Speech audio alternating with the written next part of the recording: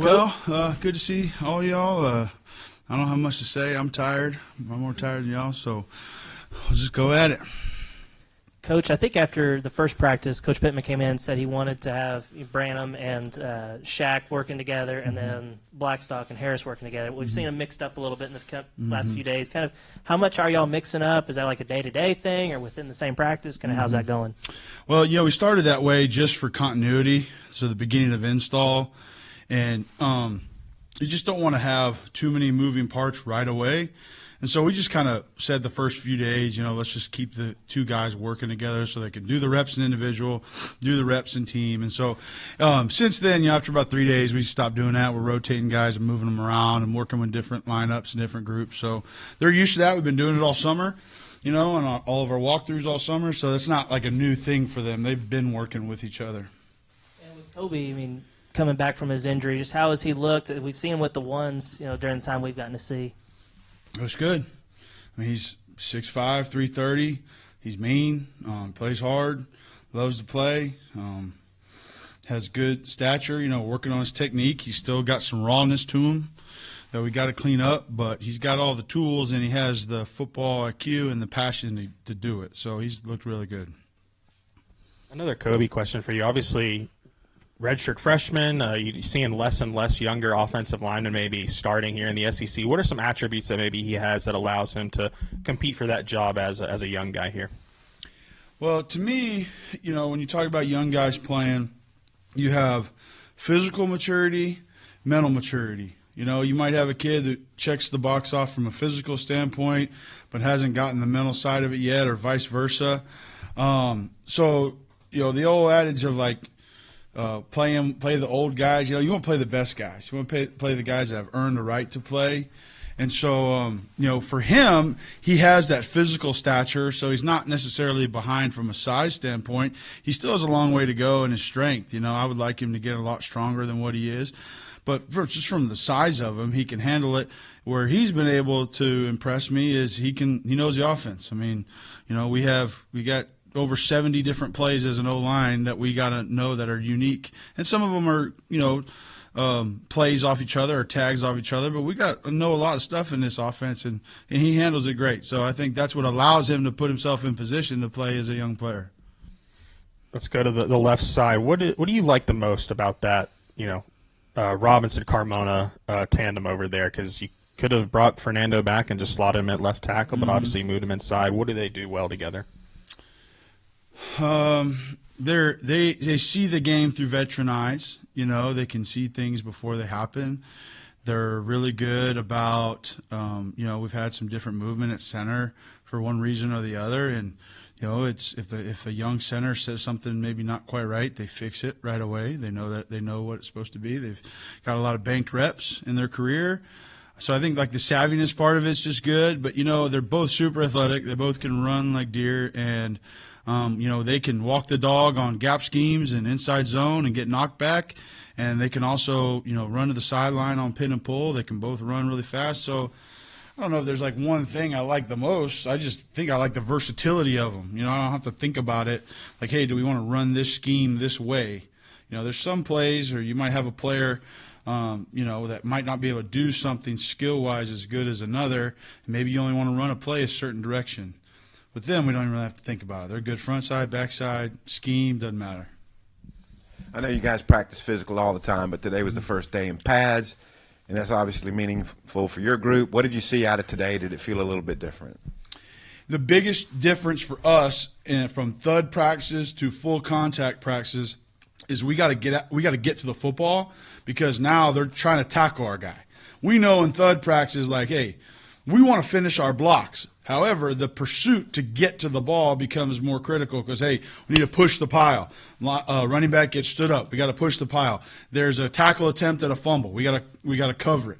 Okay, so I think just the strain to finish the play is the biggest difference from a thud practice to a live tackle situation. Is just that get to the football mindset. Could you feel it today though that full pads are on? It's a little harder. I didn't feel it. I don't feel it. I think we play pretty physical, as you said, every day. Whether we got the knee pad is about as big as this cap. Okay, So whether we have this thing over our knee or not doesn't make a big difference.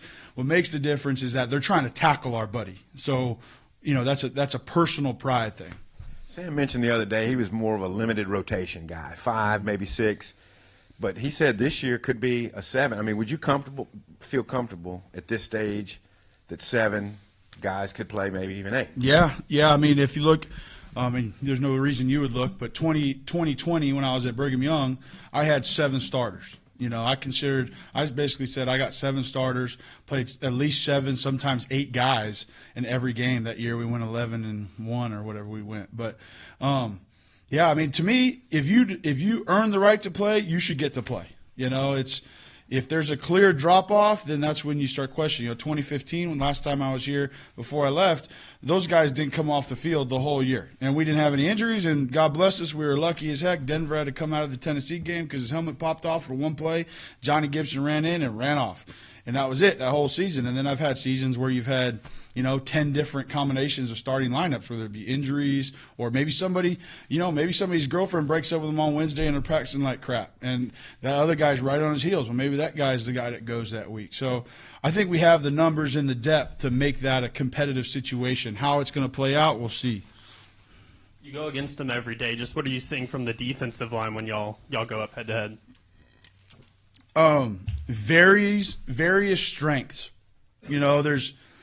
There's sometimes you play a team and there's like a clear, like they recruit the same guy across the board. I used to remember when you compete against Alabama, every 4-eye, 0-4-eye was going to look the same from one year, the next year, the next year, the next year. Just looked the same, played the same.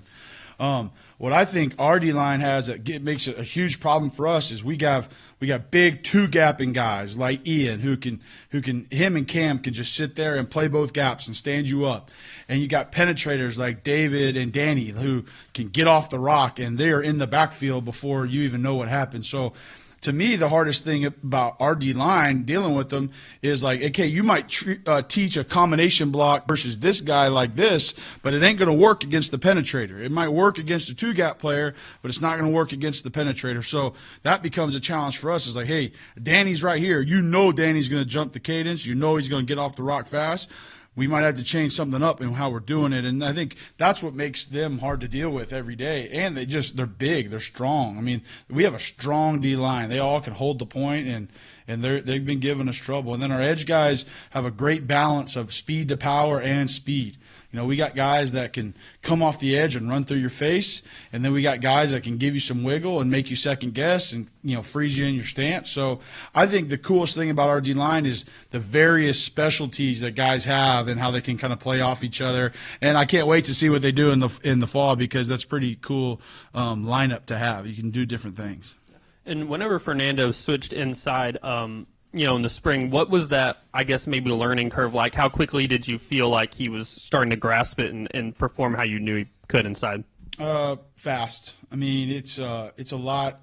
The biggest change from tackle to guard is everything happens faster, right? When you're a tackle, your brain doesn't have to operate quite as fast as it. If you look at the analytics, and I don't know if you guys care, but like when you do like cognition testing on athletes when they're getting ready for the NFL, you want your center and guards to have higher scores on that than your tackles because everything happens so fast. And so I think that was really the only learning curve. That and then understand, hey, you're an inside player. You're no longer setting the width of the pocket. You have to set the depth of the pocket now. So from a mindset and technique standpoint, that is different. But I feel like we got that figured out almost all the way through spring ball and throughout the summer and this training camp. He had one rep 2 days ago where he kind of turned into a left tackle on the 3 technique. I was like, hey, you're not a left tackle. You ain't just running him up. Okay, so it shows up every now and then, but I think he's done a great job.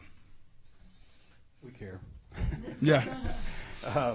You mentioned Kobe. You wanted him to get stronger. I'm wondering about, obviously he had the pectoral that had to have set him back a little bit. How long has he been able to go full go, and did that set him back a big bit in your opinion? I mean, I think anytime you lose time, it is setting you back. I mean, he missed 2 months of working on his pecs.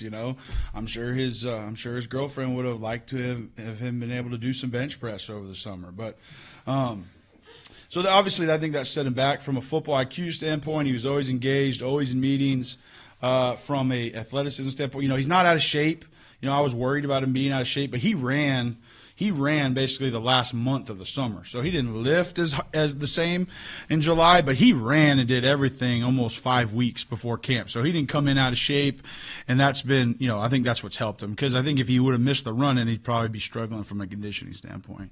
Speaking of being in shape, it looks like Shaq's dropped like 18 pounds since the spring. Just what have you thought about his dedication, and do you feel like he's pushing at all for playing time? Yeah, I mean, I think when he got here, he decided, like, Coach, I want to be lighter. And, there's a fine line there, because they do the DEXA scanning, and it ain't like he's 28% body fat. I mean, he was in the low 20s. I mean, probably our third or fourth best guy in the room as far as having lean muscle mass. So it wasn't like he was sloppy. And he just said, Coach, I want to lose a little bit so I can move better.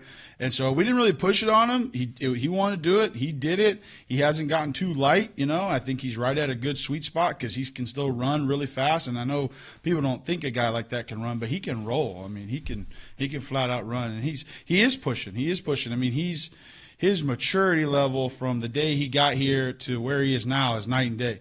I mean, he's looking back at me, telling me what he did before it comes out of my mouth. And when the player starts doing that, that's when okay, they're developing the whole game. They're developing the game within the game. And that's what's been exciting for me. And so he's pushing hard. He's doing a good job. Doing reps with the ones every day. And it doesn't look, there's not really a lot of change, It's not really a lot of change when he goes in. Coach Pittman mentioned that Harris's value because he could play 4 different spots. Have you guys worked him at different spots? Not yet. We did in the summer. So all summer, it was right tackle, right guard, left tackle. We didn't do any left guard reps in the summer, but him and Marcus Dumerville spent a lot of their summer doing a lot of different positions. So want to create that versatility, the habits, get the stance right. You want to try and get that done in the summer, so if you do have to make a change in season, it doesn't feel like you're, eating left-handed, And so I feel like we're in a good place with his versatility. He'll be ready if we need to, but right now we're kind of leaving him there at that right tackle spot. You mentioned Shaq being like one of the top 4 guys in lean muscle mass. Who are some of the other ones who just are high up in that category? LJ Prudhom's a freshman. He's 318 pounds, and I think he's 19% body fat, so he looks like a pro wrestler. Cash Courtney's another one, really low body fat. I don't have them memorized. You have to excuse me. But those are the 2 guys that stick out, And Marion Harris, he's done a good job of changing his body since he's been here. Sam had talked about the battle at right guard, first with Keyshawn and then Marion. Now Kobe's in the mix. I mean, I know it's early, but who would you say is the front runner for that starting job? No. Nobody. I mean, today they all did some awesome stuff, and they all did stuff that pissed me off. So it's probably not the right time to ask me. Maybe ask me like if I'm at Parlor Donuts, like Happy, and I might tell you. But right now, I don't know. We'll see. They're all good players, and they've all played. So they know it's a competition. Everybody in the room knows it's a competition. So it's the guy who can stack the most wins, the most daily wins, and the most days that I think is going to win that job. And then you talked about the versatility on the left, but was there anything that stuck out to you with Corey and Caden from, wanting to jump on them in the portal? Caden.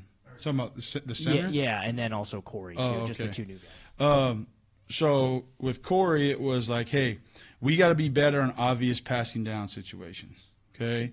So not a huge issue on 1st and 10 for us, not a huge issue on 2nd and 2 for us.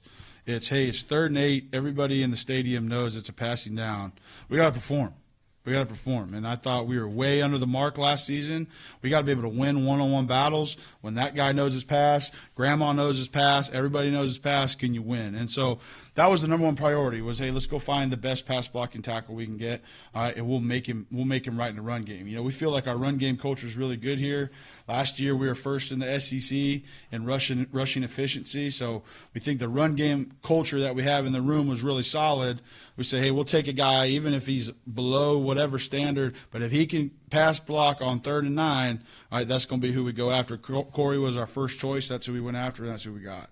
And then Kidler, it was like, can we get a guy who's done the position, played the position in big moments and hostile environments that can handle the pressure of making the calls and, just a personality. As center, you want a personality that you vibe with as the line coach. I've been really blessed to have coached some awesome centers in my career.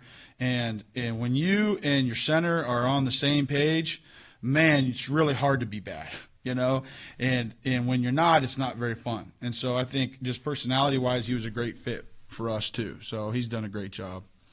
And then with it going to full pads today, and you were talking about pursuit of the ball, is that why you started out with an Indy, kind of that 3v3 drill where the guy tails on the shoulder and you have to run out a little bit and meet a guy?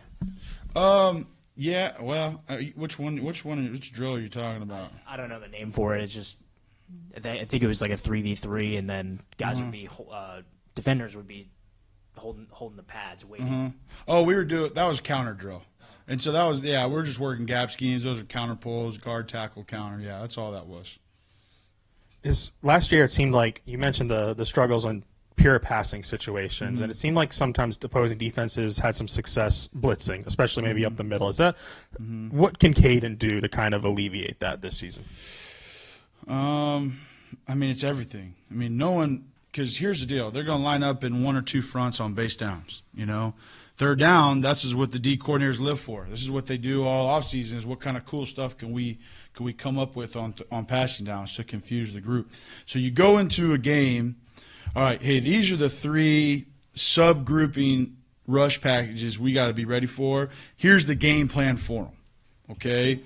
Every game, there's going to be a new subgrouping rush package that you're not ready for. The D coordinators, and I think they're smart because you're not going to do the same exact blitz pattern out of that same exact load front that you did week 1 as week 2 because we rep it, right? So you got to be able to have rules for the structure. Okay, is it overload? Is it loose double mug? All right, is it a 3-2 mug where one guy's going to spy tailing and the other guy's going to have the back, and they're going to flush rush you? Okay, so there's all these various 3rd down things we see. We go into the game with, hey, here's the game plan of what we're going to do. If something else shows up, we got to rely on our base principles of the protection, right? Our base rules to be able to survive that down. Okay, because it's never a good enough excuse for your coordinator, well, they hadn't shown that before. BS. Okay, that ain't the answer. The answer is your base rules got to be good enough to stop that new thing that maybe you hadn't seen. And so whenever you have a center where you're on the same page with him and they know the game plan for the stuff that we know is on film, right? We know that they're going to do this, and then what are the things they might do? Like I'll guess, like, hey, I think they're probably going to put in this wrinkle now. And so we'll rep that. Even though they hadn't shown it, I just years in this league and years going against it, you're ready. You know like this is the next thing in the maturation process of this 3rd down package, and so then you might work that on Wednesday. So you really just need to have that trust, and when that center commands it, man, when he commands it, everybody feels that confidence, right? When it's soft and like that's when everybody starts playing timid, right? And so I think all of our centers have done a really good job. This year we got 3 centers that know what we want, know the game plan versus what our defense is doing, which our defense gives us a lot, and they're executing and make the right calls. And, man, blocking on 3rd down is 85% knowing who you got, right? The other 15 is just winning. But just know, we had too many issues where there's a free runner. Hey, the game plan was to do a 4-man slide, and we don't get it called, right? That's an issue, and I feel like we've improved in that area a lot.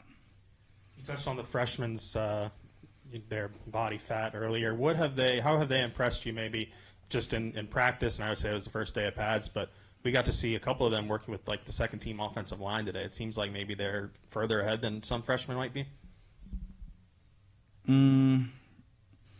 Maybe the best group of freshmen I've had as far as toughness, football IQ, passion for the game. They just check a lot of boxes for young guys, man. And they all check that physical maturity box I talked about. They all are big. They all are strong. Cash, LJ, and Blake are 3 of our strongest O linemen that we have. And they're all true freshmen. So they check that box from a physical standpoint, and then I've just been amazed at their ability to handle the install. I mean, to be quite honest with you, I mean, I think Cash Courtney as a center has maybe 4 MAs through this whole practice camp so far, which is like crazy with how much install we have. It kind of leads me to my next question. Coach Pittman always talks about needing multiple centers. Just how do you feel about the depth you have behind Kittler? Yeah, great. I mean, it's I feel a lot better this year than last year. I mean, you like to have 4 that you feel like, Coach Pitt will say 5, but I think in 2020 at BYU we played the Boca Bowl with our 4-string center, so that's the deepest I had ever got. So I haven't got to 5, so maybe I'm just blessed. But you like to have 4, and I feel good about it. Right now I think we could put 3 out there right now and run us through the game and win an SEC game.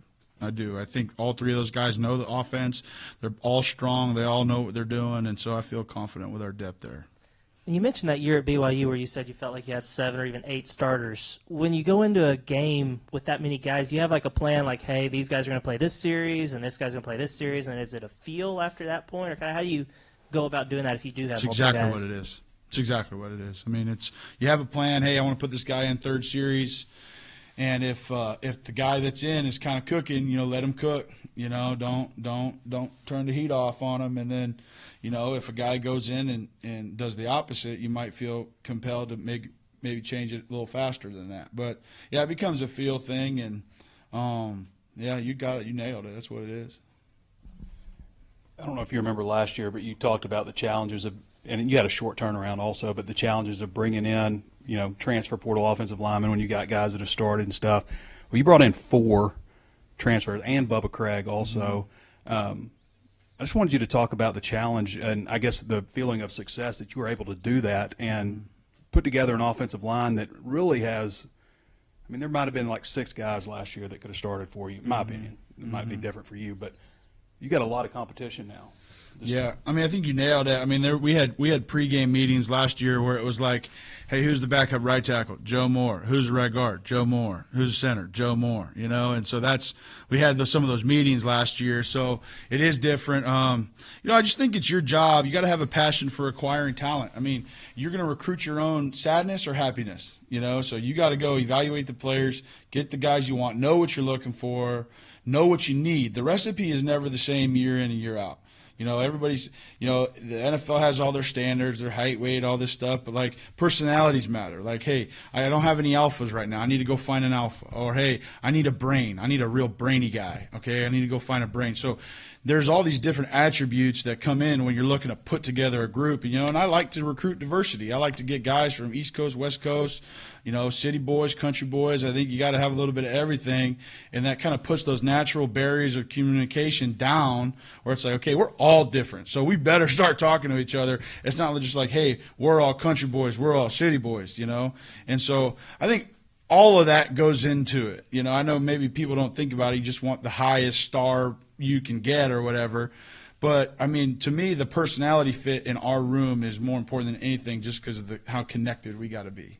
No, you haven't really ironed out who's starting and who isn't. But last year when you look at the backup offensive line, as you kind of mentioned, you really just see like one future potential starter in Kobe Branham. Mm-hmm. And this year, you've got – Bubba Craig's a young guy, and Kavion's a young guy. I was wondering if you could talk about maybe those guys specifically and just, also having built a little bit of a foundation for the future also. Yeah, so one thing, and I was joking with you last year, Trey, after you put that article, like, hey, they're screwed next year.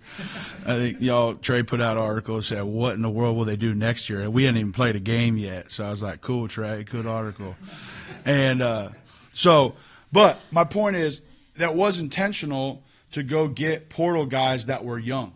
Like finding redshirt freshmen and Shaq and Kavion in the portal, that was on purpose. Because I knew we had to go get a vet left tackle or just the best left tackle we could get. And then it was like, okay, let's get a vet here, a vet center, but hey, let me get a young tackle, all right, who's early in his career that can play behind Corey Robinson and develop and learn the game from him. So, again, it just kind of goes back to everything was intentional with what we targeted. It wasn't just like, hey, throw the net out wide and just hope you get 4 or 5 guys, right? I wouldn't have taken Bubba Craig if he only had 2 years left, but he had 3, so I took him. So all that goes into it when you're deciding how that room's going to be built up. You mentioned you had some other guys taking first-team reps at center the last couple of days. How's Brooks looked, and has anybody else gotten some top reps? Yeah, Brooks and Cash have both been doing one center. Caden was a little banged up the last couple of days, but so they've both done one center reps, and they're both doing a great job. I mean, there's you don't feel sometimes when you put in 2 and 3 center, it's like, hey, the line goes the wrong way. You have something like that, but we're not having those. And so because to me, and there's a lot of pressure, like, hey, you guys are snapping the ball to Taylon Green. So if you make the wrong protection call and you mess up that guy, we got a problem. Okay, so I think they feel that ownership of like, hey, man, I got these vets around me. I got a veteran quarterback. And Taylon helps us a lot with that too. Like Taylon will make those blitz checks and those run checks because he's another year in. So he can help our centers even more so with what he sees, because he has big vision. We try to have big vision, but we don't always have big vision. Taylon does. So he's helped those centers a ton too, just giving them confidence. The knee braces for all linemen have been around for a while. Is that just a de facto, that's what we're doing, or are you like a big advocate? And do you think the stats say it lessens injuries for knees? Well, what we do here at Arkansas, our policy is when we're in padded practices, we wear knee braces. Games are optional. So if they want to wear them in games or they don't want to wear them in games, it's up to them. But when we're in padded practices, we wear them. When we're in non-padded, we don't. If you're asking my personal opinion on it, let's not try to light the world on fire. I think of the movie Forrest Gump, okay? You got little Forrest. He's got these braces on, right? And he's been told, man, you're slow, stiff walker, right? And then the boys start chasing him, and those knee braces pop off, and he's the fastest thing in Alabama. So that's my belief, as I think they're a little restrictive, and we're already the worst athletes on the field, so I would like to not make that even more so. Didn't expect that, but thank you very much, Eric. How's City Boy Corey Robinson doing? Is he kind of living up to what you expected to get from him? Yeah, super proud of him. He's done a good job. He knew the great thing about Corey is he's very coachable. He knows his strengths and weaknesses, and he's not satisfied. I think he was really looking to compete in this conference. He wanted to show that he could play 8 games in the SEC and the 9th in the championship, and he wanted to show he could do it. And he needs to be part of that group of combine tackles that everybody's talking about next year. And he's done a good job. He's not perfect. He's got a lot of stuff to work on, but he's an eager and willing soldier. I've got one more center question. With Cade, you mentioned how good he is at recognizing things and making calls and stuff like that. How do you go about recruiting that? Like, do you know that he's going to be good at that, or is it kind of luck of the draw? Because that's not something really that shows up on film, I would imagine. How do you go about recruiting that aspect of a center? Talk to him. You just got to talk. You got to get a feel. Like I said, I've been super blessed to have been around some awesome centers. I think 3 of them guys I've been around are still starting in the league. Frank was a 4th. So I've been really lucky, and so you just know. You just know, does he have that personality? I've had the brainiac nerd guys be good centers. I've had the dude bro guys that have been good centers. But it's really like a passion for football knowledge that you're looking. Like, does this guy have a passion for knowing ball? Okay? And I think that's really the thing you're looking for with a center is, man, he just can't get enough of it. He's a junkie when it comes to football. Whether they're, type A or type B, that really doesn't matter. It's really like, do they just love ball? And I think that's when you recruit and you talk to them and you ask them questions. Hey, you send them a clip. Hey, you did this on this play. Why did you do this versus Florida? Oh, I did it because of this, this, and this. Okay, that's a real answer. Whereas like, oh, my coach told me to. Like that's not a real answer. So same thing like any other position. You're always looking at, do they love the game?